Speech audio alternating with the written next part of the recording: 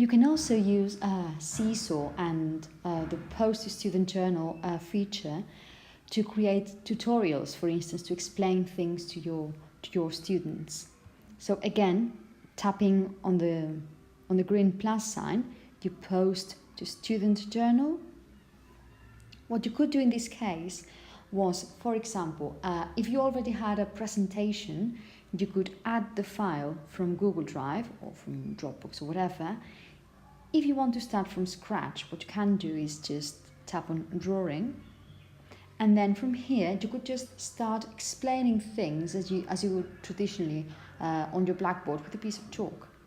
So imagine I wanted to explain, I want to explain inversions in English.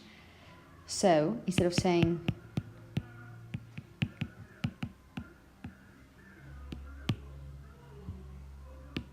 something like, you hardly ever do your homework, you want to explain inversions, and you would say, okay, if you want to front this, that's perfectly okay. But then you need to include, do you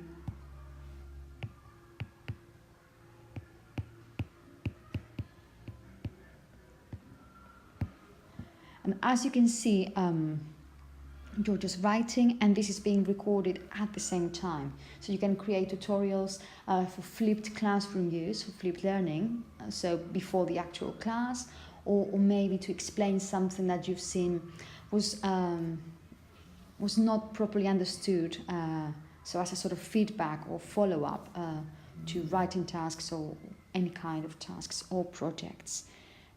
You would tap on the green tick twice. You could assign it to one particular student or for all students in your classroom. Then tap on the green tick.